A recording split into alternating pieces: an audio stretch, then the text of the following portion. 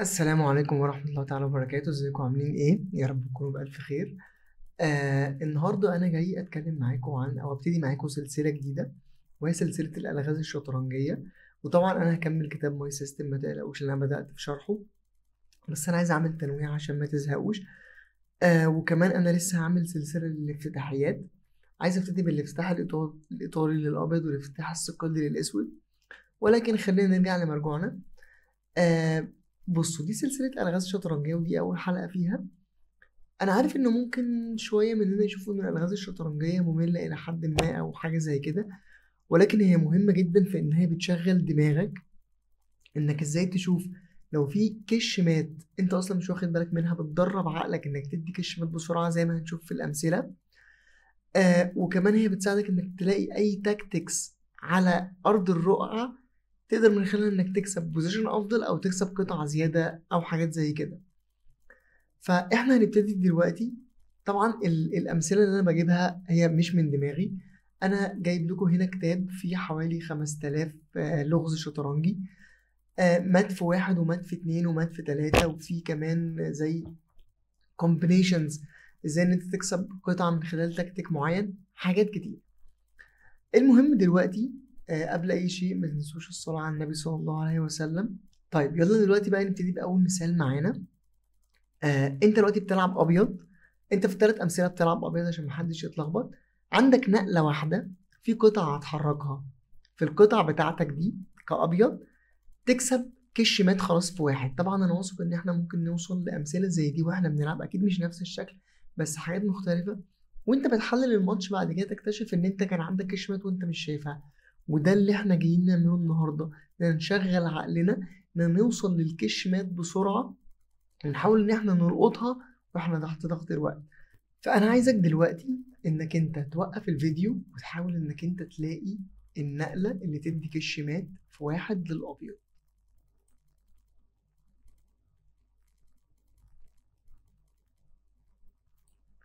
تمام، انا شغلت بس الستوب ووتش دي عشان مجرد ما توصل ل5 ثواني اقدر انا ارجع واكمل الفيديو. فانا هفترض ان انت وقفت الفيديو واخدت وقتك وحاولت ان انت تلاقي الكش مات. لو انت جبتها طبعا يبقى ده شيء كويس. هي عامة سهلة مش صعبة على أي واحد يعني مستواه فوق المبتدئ بشوية أو متوسط في الشطرنج.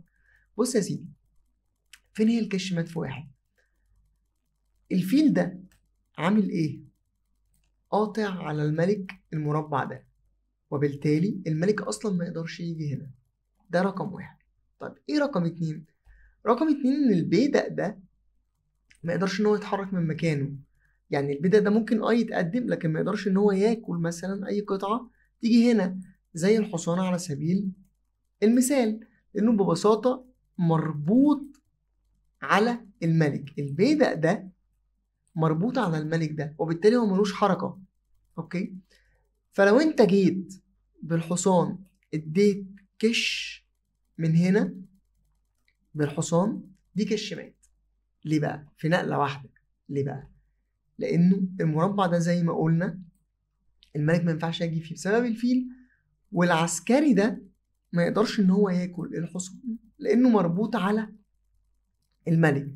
الرخ دي منع العسكري ان هو يتحرك، وبكده انت اديت كش مات في واحد.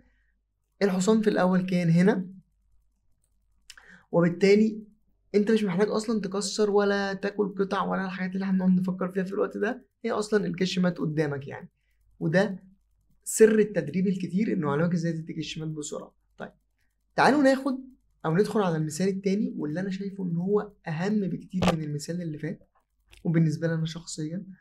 وهسألك سؤال: كم مرة كنت في ماتش متفوق على خصمك وانت كنت بتلعب مثلا ابيض، وانت كنت في وضع زي دوت، مش نفس الشكل، اقصد الماتيريال او القطع، وخصمك معاه الملك بس، وانت خسرت بالوقت او خسرت بالستيل ميد؟ يعني الملك كان مخنوق ملوش اي حركة، خصمك اللي عليه اللعب والملك ملوش حركة، وبالتالي الماتش بينتهي تعادل عشان الملك اصلا مش قادر يتحرك. بتحصل صح؟ عايزك بقى توقف الفيديو ده دلوقتي، ولازم بس تفهم حاجة في البداية، إن أنت كأبيض عندك تشيك ميت في 2 حركتين، لعبتين بالظبط بالأبيض تدي كش مات وتنهي الماتش. وقف الفيديو وحاول توصل له.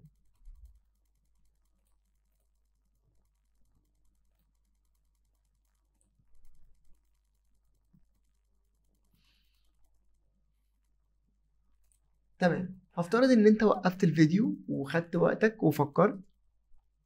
بص يا سيدي، تعالى مثلا انا ما اعرفش انت فكرت في ايه، بس يعني لو انت مثلا اديت بالوزير كش سوري من هنا كده مثلا للملك ده، اوكي، هو الملك بكل بساطة يقدر مثلا يطلع فوق.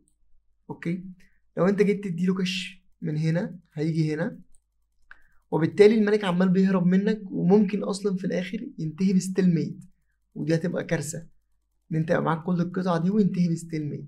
فتعالى نرجع الوضع للوضع اللي كان عليه الاول.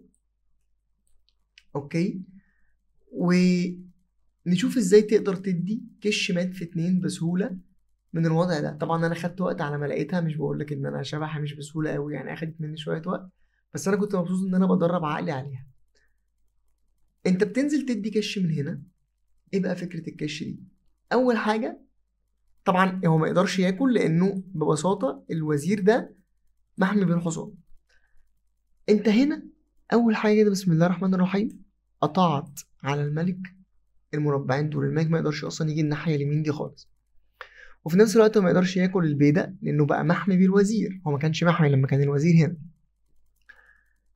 الملك ده ما عندوش الا مربع واحد بس، ما عندوش هنا وما عندوش هنا عشان الوزير قاطع، ما عندوش غير ان هو يجي هنا. طيب كده انت نقلت اول نقله اللي هي الوزير الاسود اتحرك، باقي لك نقله واحده بس اللي هي حصان هنا.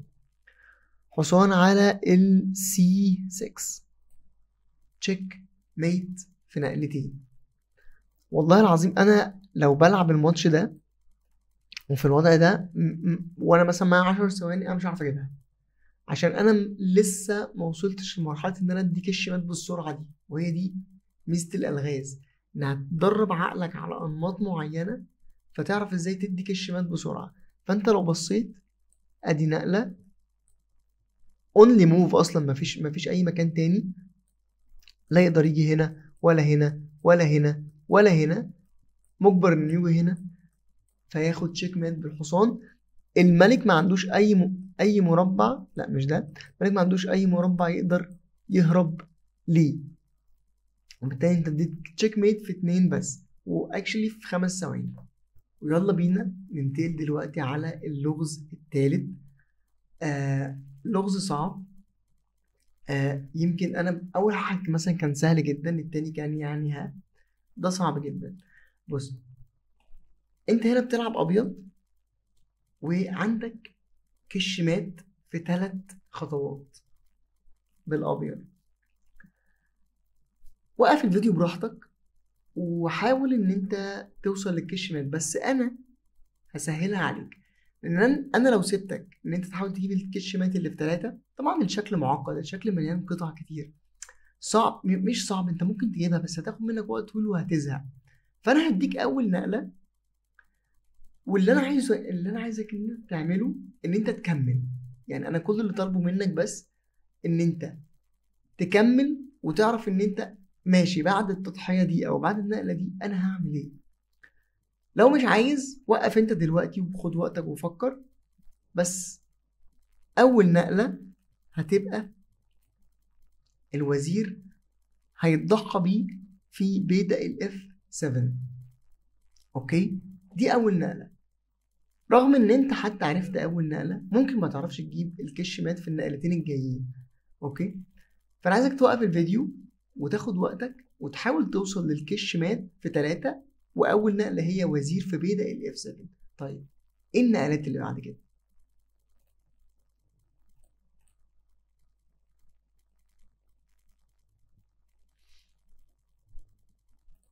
تمام، انا هفترض بقى ان انت خلاص وقفت الفيديو ورجعت.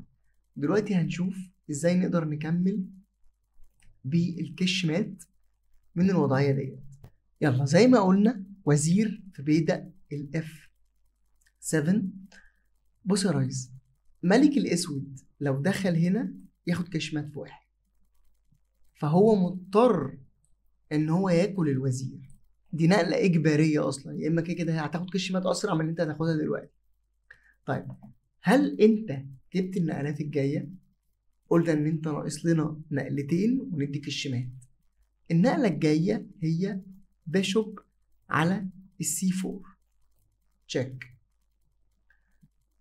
الملك ده فين المربعات اللي يقدر يروح لها؟ هل هو يقدر يروح هنا؟ الفيل قاطع. طب هل يقدر يروح هنا؟ ما الفيل اصلا مديله كش من على الوتر ده.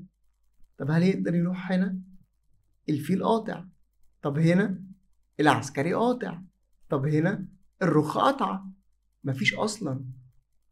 الاسود هنا ما عندوش اي نقله يلعبها غير ان هو يغطي بالوزير. سوري، يغطي بالوزير من هنا عشان يغطي الكش. لما الفيل ياكل الوزير هنا تشيك ميت، ما بقاش فيه اي نقله ولا اي مربع فاضي يقدر يتحرك فيه الملك المسكين ده. اتمنى تكون فهمتها او عرفت تجيبها، لان هي صعبه مش سهله، يعني محتاجه شويه وقت في التفكير. واتمنى تكون فهمت ايه الهدف من اللغز، ان انت تطور التفكير عندك وسرعه الاستجابه وسرعه ان انت تديك الشمال، او ان انت تحط نفسك في بوزيشن افضل، او ان انت تكسب تكتيك على الرقعه. اتمنى في النهايه انك تكون استفدت. اللي عرفت تحله انزل اكتب لي تحت في الكومنتس، قول لي انا عرفت اجيب مثلا الكش مات دي سهله على اي حد يعني فاهم شطرنج. لو انت لسه في البدايه وعرفت تجيبها فبرافو عليك، انزل اكتب لي في الكومنتس. لو عرفت تجيب الكش مات اللي كانت هنا في نقلتين برضو انزل اكتب لي في الكومنتس. وديت لو عرفت تجيبها مثلا، وبالذات لو في وقت، لو في اقل من دقيقه مثلا، فانت ما شاء الله عليك. لو عرفت تجيبها في دقيقتين ثلاثه فده مش وحش. ولو ما عرفتش تجيبها فانت استمر معايا في السلسله دي، لان انا هكمل فيها بالغاز تانية عشان تطور من نفسك وتتعلم اكتر. وما تنساش تعمل اللايك عشان تشجعني ان انا انزل لك الغاز جديده. واشوفكم الحلقه الجايه ان شاء الله.